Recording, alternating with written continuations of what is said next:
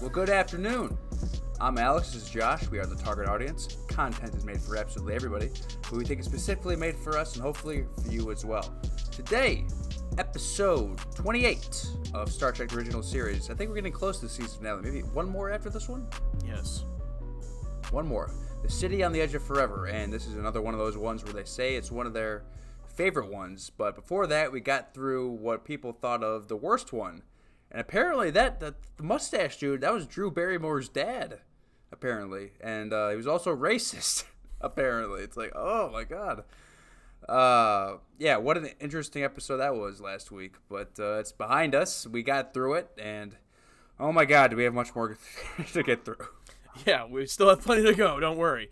But this is one of those episodes that a lot of people have been saying that they really love. And, you know, we did get some comments in the last one of people saying that they're worried that the comments are affecting our reactions. And like we said in the last one, we really try not to, but it is kind of human nature. We hear that people really love this episode. So, of course, our expectations are a bit higher for it, at least for me. You know, I am expecting it to be really good, and I'm hoping it's really good, you know, because we've heard so much about it. I try not to let that affect me as I'm watching it, but, you know, just like when your friend tells you they saw this really cool movie and they want to show it to you, you're going to have higher expectations for that movie, you know. So that is what it is, but I do believe you guys for the most part in the comments, so I believe you aren't leading us astray and that this episode's going to be pretty good. Yeah, for me, it's the same thing with movie reviews. Sometimes I try to avoid them, like for something huge, I guess, you know, for Endgame, Infinity War, that whole, you know, that wonderful time period. I avoided everything under the sun. But now, you know, I feel like I'm more like okay with like seeing other people's thoughts because I like going into it and comparing if I'm going to think the same way or think something different. But other times I just like going in completely blind. Like there was days where I'd go in and see movies where I didn't even see a trailer, where I just wanted to go see a movie and go in completely blind. And God, those were good times, but I feel like those don't exist anymore. But, you know, what are you going to do? Yeah, it's very difficult. But yeah, we're just going to jump into this one. We just opened our Patreon, so I'm just going to quickly say our full uncut reaction to this episode, as well as all of our future reactions to Star Trek, the original series, and other stuff we do on the channel, is available on our Patreon. Now, we can't take the full episode and put it on our screen because that is illegal, but we do have a time code on the screen, so you, either using Paramount Plus or your physical home releases, however you access Star Trek, can match it up with our full uncut reactions. You also get early access to these YouTube edits as well by being a patron, and there's some other stuff on there available as well. So if you're interested in that, that's available. Link is in the description. But yeah, I'm ready to just jump in. Really quick, 2K. We did it. You guys did it. Thank you so much. Star Trek did it. What's old is new, and this whole community has been absolutely wonderful. So the subscriber poll is up on our community tabs. We got, I think, 4 or 5 movies there. Go vote, and we'll meet together in person, and we'll do another live reaction to one of those films.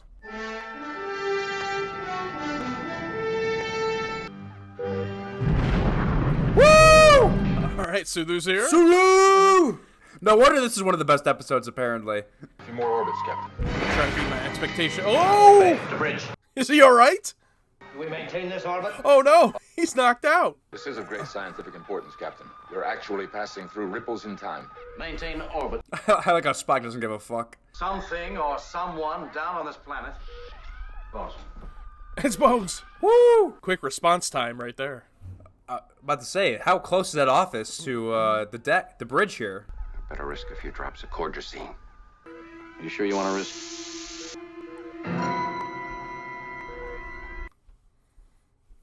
You were about to make a medical comment, Jim.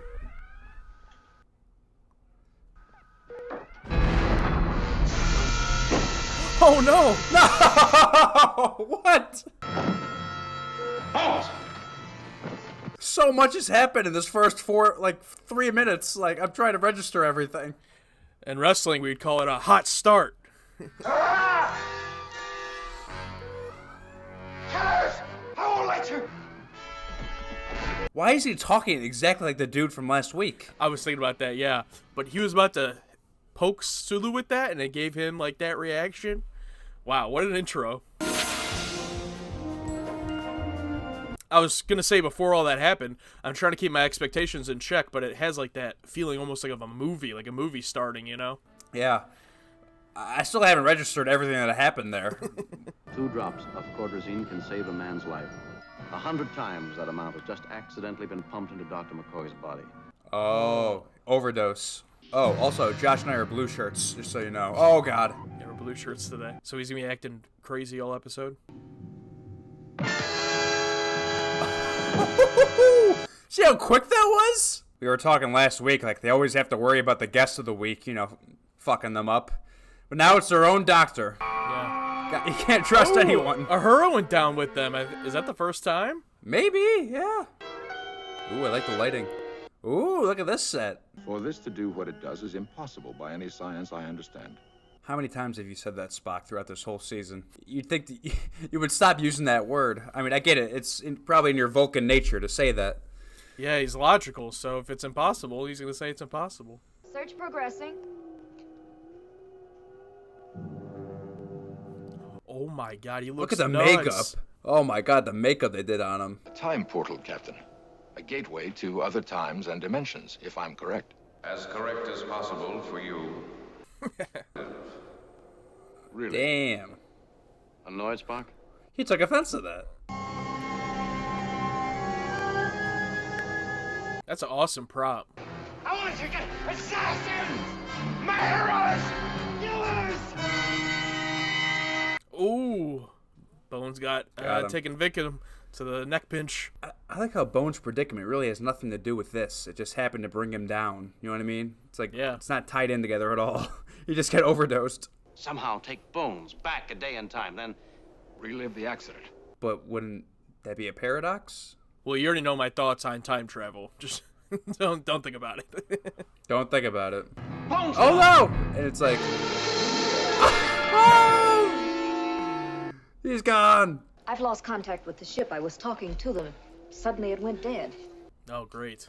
All that you knew is gone. What? You mean we're stranded down here? With no past, no future. Jeez.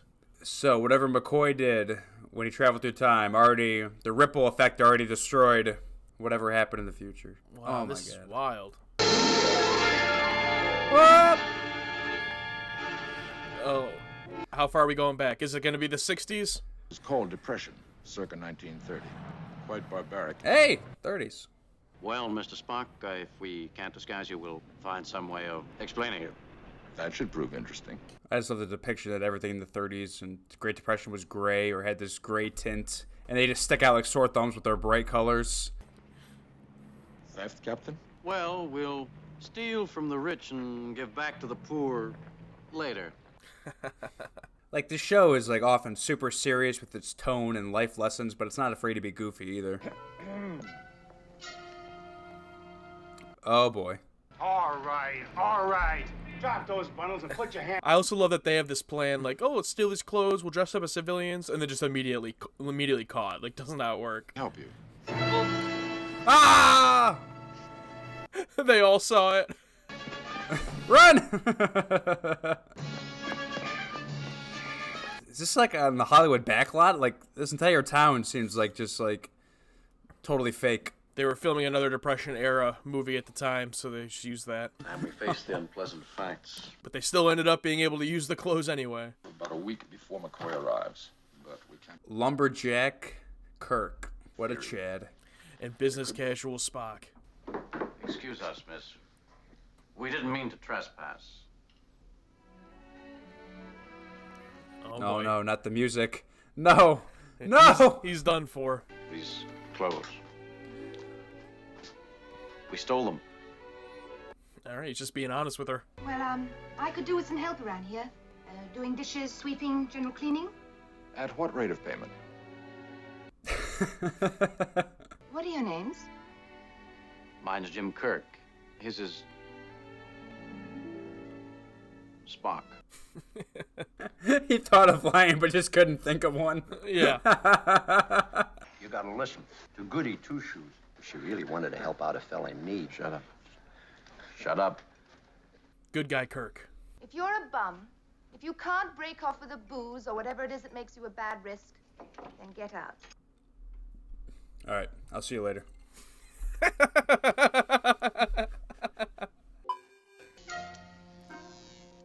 What on earth is that? I am endeavoring, ma'am, to construct a mnemonic memory circuit. Still continuing to just be honest. Yeah, they can't lie. Tools for finely detailed work. Oh, I'm gonna steal those too.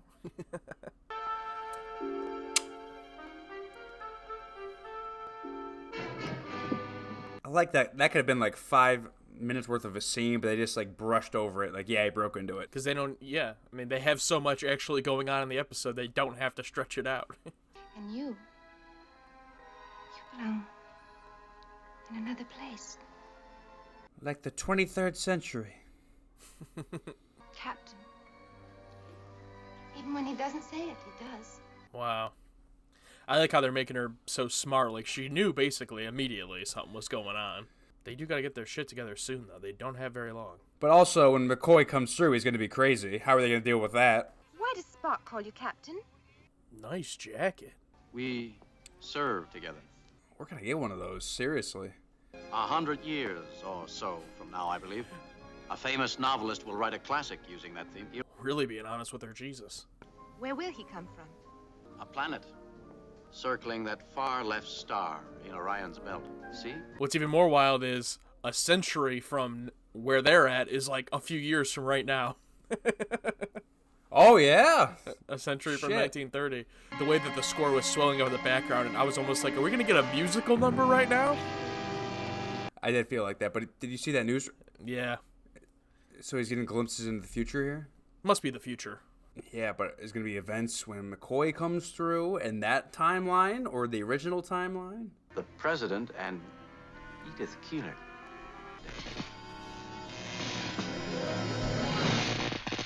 Oh no. A few moments ago, I read a 1930 newspaper article. We know her future. I saw her obituary. They both can't be true. No, 2 timelines. She has 2 possible futures then. In his condition, what does he do? Does he kill her? Or perhaps he prevents her from being killed. What a puzzle. We must find out before McCoy arrives. Time travel is so stressful. That in order to set things straight again, Edith Keeler must die. They don't know which one's the right one to keep the timeline in order. Kudos to Spock, though, for making anything work with those materials. Just shows how smart he is. Wow. Oh, my Oh, God. shit! He's here! That was one of the coolest shots in the whole show so far. What planet is this?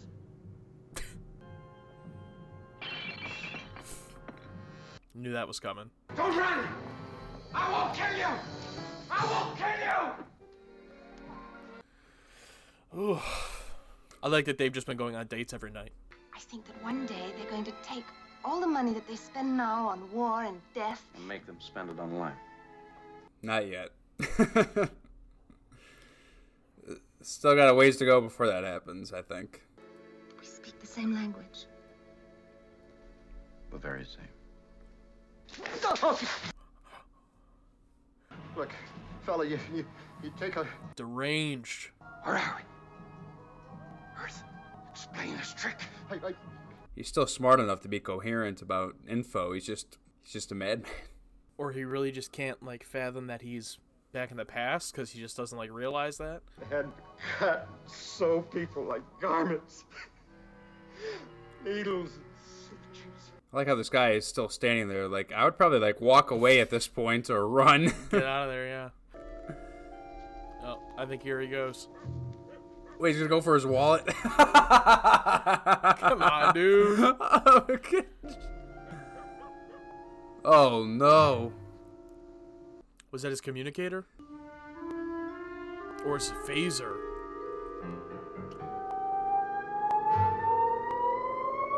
Oh no, don't point it at yourself.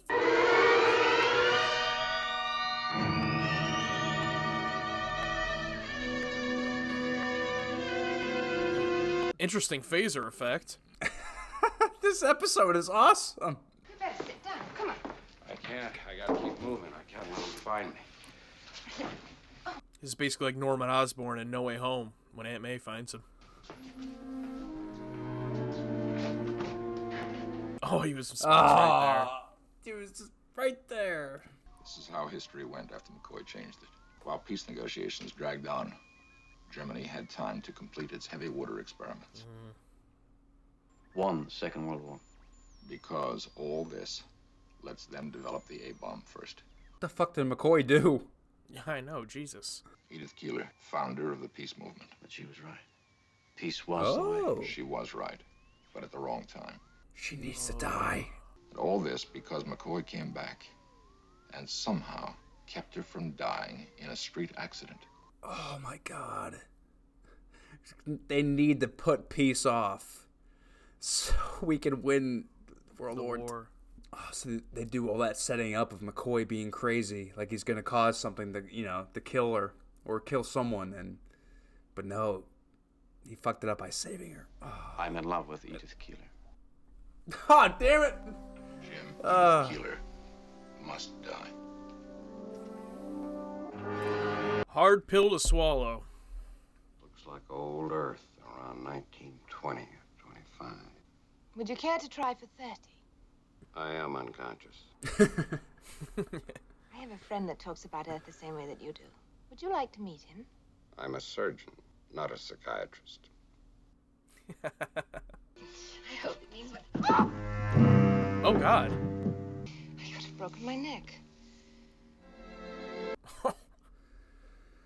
I must point out that when she stumbled, she might have died right there had you not caught her. Save her. Do as your heart tells you to do, and millions will die who did not die before. Classic trolley. What is it called? The trolley, not paradox, Yeah, but kill one person or kill a whole bunch. Well, you look just fine, Doctor. Thank you. Good to see the Bones come to here. What a great swerve of having him go crazy, thinking that he caused her death, but really, I'm gonna keep preaching about that. If we hurry, maybe we can catch the cloud. All right, how's this gonna end? I have no freaking idea. Let's find out. Well, Dr. McCoy said the same thing. McCoy! Leonard McCoy? Here we go. He's in the mission. He's... Stay right here. Spock! McCoy, he's in... Oh no! No, Jim! Oh, he has to make the decision.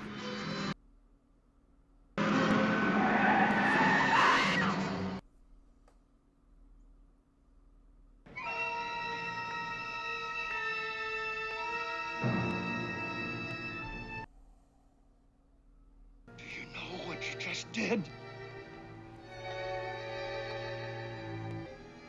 He knows.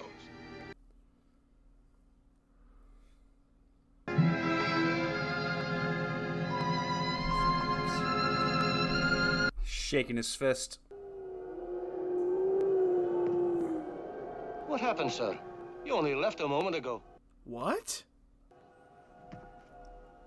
Oh, We were successful. they never explained how they could get back, did they? Time has resumed its shape. All is as it was before. Let's get the hell out of here. Oh, shit.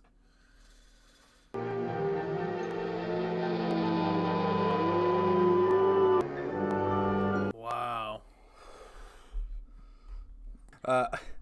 That was my favorite episode, I think. I think so. From a hot start to the swerve with, where you think it has nothing involved with McCoy getting the shot and him going crazy, and then them, setting up this whole thing that he's going to kill this woman, but no, it's because he saves the woman, and Kirk, falls in love. But remember, Kirk's first and really only real love is his ship and his crew, so I think that's what was running in his mind at the end there, because, they've talked about this in the comments, it's like every time Kirk has broken through like a mental barrier, it's always his love of his crew and his ship and his duty that always, brings him back to the forefront. And even knowing all those, things. Oh, dude, this episode was so good, man. I mean, the time travel stuff is always a bit wonky, but this, there's some episodes where I'm like, all right, I feel like we've been going for 50 minutes here.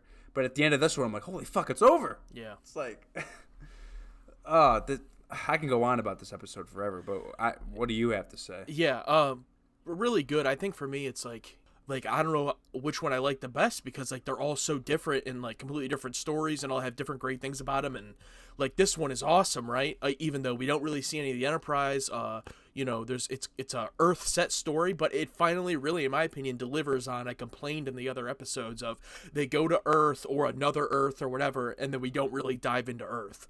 And in this one, it's not like they spent the whole episode traveling Earth in the 30s, but it's like it's set in Earth in the 30s. You see him interact with humans in that time. You see Bones interact with the one, I think he's a homeless guy. We see the milkman, like the soup kitchen, all these different parts of the 1930s. Just those little pieces were enough to like be like, wow, this is a really good exploration of this cast on Earth in the 1930s, and I really liked that.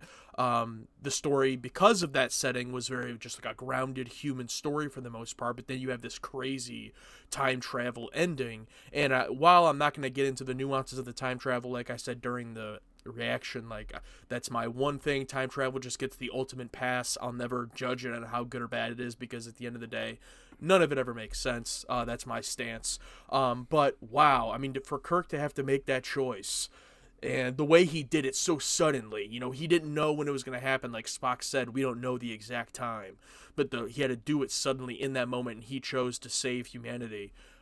Millions of people over Edith, who he genuinely thought he was in love with. What a wild ending, and the way he says it at the end, let's get the hell out of here. This is an episodic show, but that, as a viewer, I know that's going to carry with Kirk through the rest of the series, in my opinion. Like, that has to change him as a person, even if it's not going to show through in every episode, because it's episodic. That it's going to weigh on him, and it's going to weigh on how I watch the show. Yeah, that ending, just you saying that gave me chills, because so many episodes end with all of them on the bridge, everyone surrounding Kirk, it's like having a laugh about Spock being not human or whatever, but that ending was just like so dark in a way, where it's like, this is the harsh reality, where we had to make the right choice. Let's get the hell out of here. It's over.